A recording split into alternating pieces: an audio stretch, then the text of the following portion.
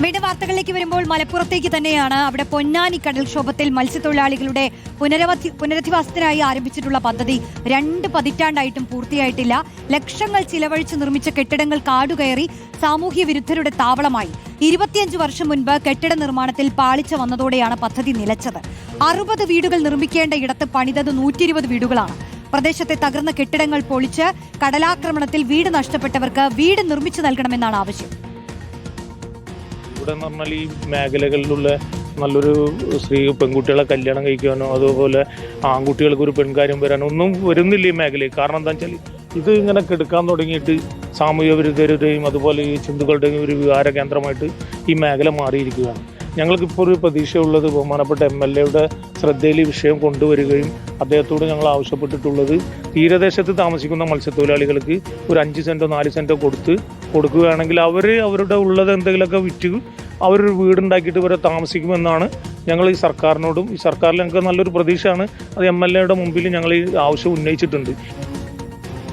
Zonal Krishna ചേരുന്നു. Zonal, ഈ മത്സ്യത്തൊഴിലാളികളുടെ പ്രതിസന്ധി മനസ്സിലാക്കി അവർക്ക് കൃത്യമായി എന്താണോ വേണ്ടത് അല്ലെങ്കിൽ എങ്ങനെയാണ് തണൽ ഒരുക്കേണ്ടത് എന്നുള്ളത് മനസ്സിലാക്കി ഒരു കൃത്യമായ മാസ്റ്റർ പ്ലാനിൽ നടപ്പിലാക്കേണ്ട ഒരു പദ്ധതി, അതിന്റെ സ്ഥാനത്ത് എന്താണിപ്പോൾ ഉണ്ടായിരിക്കുന്നത്? തോന്നും പടി കണക്ക് പോലും നോക്കാതെ കെട്ടിപ്പൊക്കി ഉണ്ടാക്കിയിരിക്കുന്ന കെട്ടിടങ്ങൾ.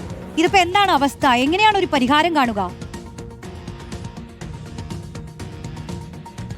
രോഷ്നി, ഞാനുള്ളത് 6 ഏക്കറോളം വരുന്ന ഭൂമിയിലാണ്. എനിക്ക് ചുറ്റും കാണാം ചെറിയ കെട്ടിടങ്ങൾ ഉണ്ടാക്കിയിട്ടുണ്ട്. 25 വർഷം ഇതിന് പഴക്കമുണ്ട് എന്നുള്ളതാണ്. ഈ ഭൂമി അന്ന് മുതൽ തന്നെ മത്സ്യത്തൊഴിലാളികൾ പറഞ്ഞതാണ്, കൃത്യമായി ഉപയോഗിച്ചാൽ കടൽക്ഷോഭത്തിൽ വീട് നഷ്ടപ്പെട്ടവർക്ക്, വാടകയ്ക്ക് ഇപ്പോഴും കഴിയുന്നവർക്ക്, അവർക്കൊക്കെ ഗുണം ചെയ്യുന്ന രീതിയിലേക്ക് മാറ്റിക്കൊണ്ടുവരാൻ കഴിയും എന്നുള്ളത് മത്സ്യത്തൊഴിലാളികൾ ആവർത്തിച്ച് പറയുന്ന സാഹചര്യമുണ്ട്. പക്ഷേ ആരും അതൊന്ന് വകവയ്ക്കുക പോലും ചെയ്തിട്ടില്ല. മാറി വന്ന സർക്കാരുകൾ തിരിഞ്ഞു നോക്കുന്നില്ല എന്നുള്ളതാണ് ഇതിലേറ്റവും ആശങ്കപ്പെടുത്തുന്ന കാര്യം. നമുക്ക് ഈ ദൃശ്യങ്ങളിലേക്ക് പോയി കഴിഞ്ഞാൽ അവിടെ കാണാം 25 വർഷങ്ങൾക്ക് മുമ്പ് ഈ കെട്ടിടങ്ങളിൽ കൊണ്ട് സ്ഥാപിക്കാനുണ്ടായിരുന്ന കട്ടിലകളാണ്. ആ കട്ടിലകൾക്കുള്ളിൽ അന്നൊരു ആൽമരം ഉണ്ടായിരുന്നു 25 വർഷം മുൻപ്. പക്ഷേ ഇന്ന് ആ മരം വളർന്ന് പന്തലിച്ച് വലിയ മരമായി മാറിയിട്ടുണ്ട്. അതിൽ തന്നെ നമുക്ക് വ്യക്തമാവും എത്രത്തോളം വർഷം അതിന് പഴക്കമുണ്ട് എന്നുള്ളത്. നമുക്ക് കൃത്യമായിട്ട് ആ ദൃശ്യങ്ങൾ കാണാം. അത് കോൺക്രീറ്റ് കട്ടിലായതുകൊണ്ടാണ് വലിയ കേടുപാടുകൾ ഉണ്ടാവാഞ്ഞത്.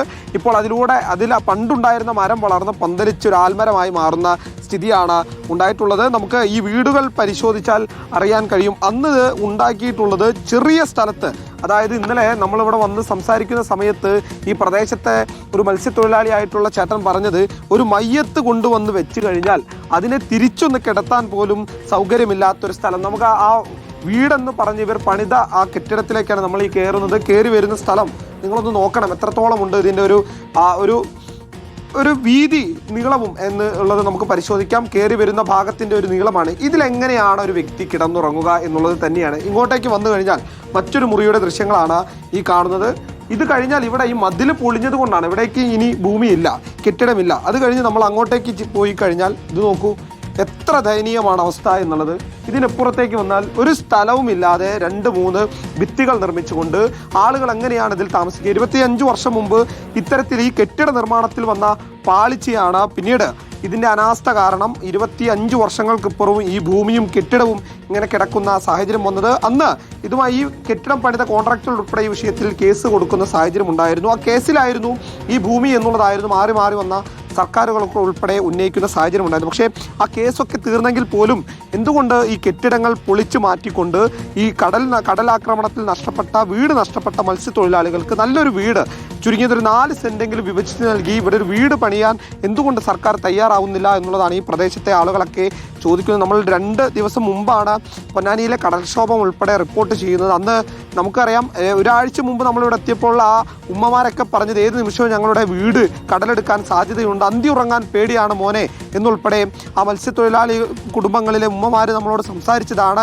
വൈകാതെ തന്നെ ഏകദേശം 4 ദിവസം പിന്നിടുമ്പോൾ തന്നെ ആ വീടുകൾ ഉൾപ്പെടെ കടലെടുക്കുന്ന സാഹചര്യം, ആ കാഴ്ചകൾ കാഴ്ചകൾ, ഏറ്റവും വേദനപ്പെടുത്തുന്ന കാഴ്ചകൾ നമ്മൾ കണ്ടതാണ്.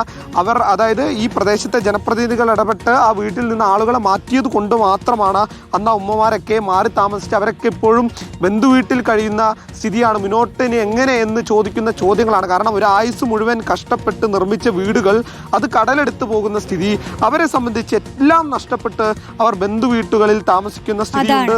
അതൊക്കെ മാറി അവർക്കൊരു സുരക്ഷ ഒരുക്കേണ്ടത് നമ്മളല്ലേ സർക്കാരെ എന്നുള്ള ചോദ്യം കൂടി നമുക്ക് മുന്നോട്ട് വെക്കേണ്ടതുണ്ട്. രോഷ്നി, ആ കെട്ടിടങ്ങൾക്ക് സമീപത്ത് നിന്നാണ് സോണൽ അത് വിവരിക്കുന്നത്.